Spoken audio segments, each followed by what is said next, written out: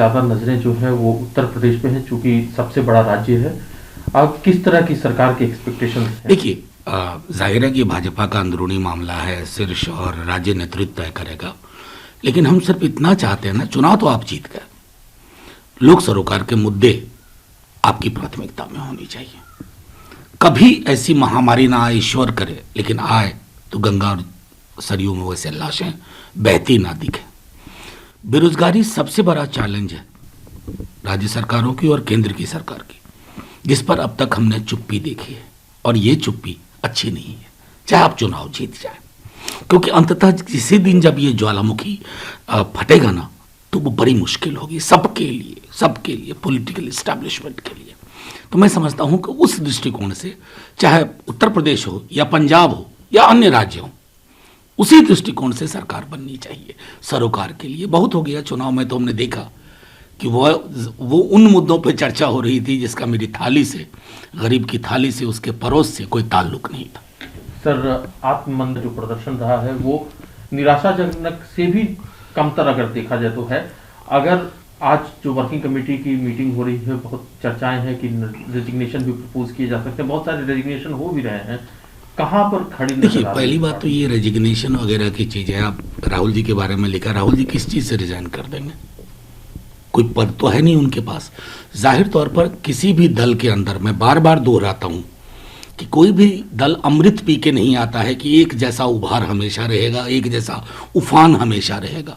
इस कालखंड में कांग्रेस के समक्ष चुनौतियां हैं, बल्कि सच कहूं तो विपक्ष के कई दलों के समक्ष चुनौतियां हैं। कांग्रेस की चुनौती इसलिए ज़्यादा है कि वो राष्ट्रीय पार्टी, उसके फुटप्रिंट्स बहुत सारी जगह थे, वो फुटप्रिंट्स कम होते जा रहे हैं।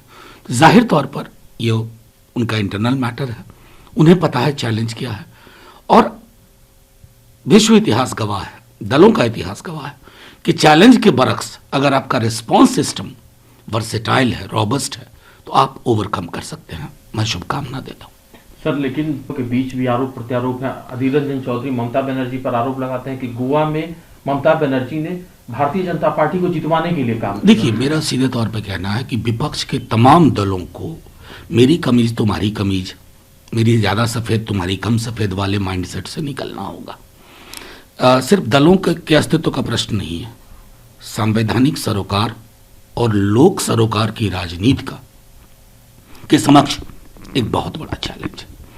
और जो भी दल इस चैलेंज को नहीं समझ पा रहे हैं, तो वो शुतुरमुर्ग की तरह व्यवहार कर रहे हैं, और इतिहास शुतुरमुर्ग को माफ नहीं करता।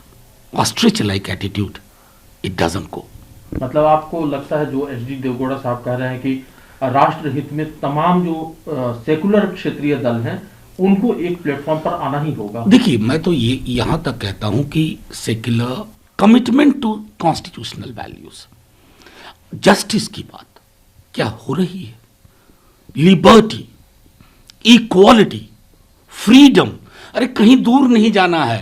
प्रस्तावना को साझा कार्यक्रम बना लीजिए। प्रस्तावना, मैं पूरा संविधान भी नहीं कह रहा हूं, प्रस्तावना के पन्ने को कहिए हमारा न्यूनतम साझा कार्यक्रम है, लोग समझेंगे। देखिए, एक दौर आता है कि एक राजनीति की दिशा बदलती है, लेकिन मैं बार बार कह रहा हूं कि जो लोग आज बहुत खुश हो रहे हैं, हमने उनका भी अवसान देखा है और फिर उत्थान देखा है। तो उत्थान और अवसान ये सतत प्रक्रिया है, लेकिन इसमें आवश्यक है कि वो प्रस्तावना के इर्द गिर्द गोलबंदी हो, चेहरा बाकी चीजें हटा दीजिए। सर, मिलती हो उसको लेकर के हमने देखा है कि बहुत सारे नेता जो है वो सिक्योरिटी लेने से मना करते हैं, लेकिन पंजाब की सरकार, नई सरकार बनने जा रही है, और पंजाब की सरकार में सबसे पहली जो चर्चा यही है, प्रस्ताव यही है कि 122 लोगों को जो वीवीआईपी सिक्योरिटी मिली है वो विड्रॉ किया जाए। ये खुद भगवंत मान लेगा। देखिए, मैं तो सीधे तौर पर मानता हूं कि सिक्योरिटी ऑर्नामेंटल वैल्यू नहीं होना चाहिए। मैं सांसद हूं, मेरे पास कोई सिक्योरिटी नहीं है।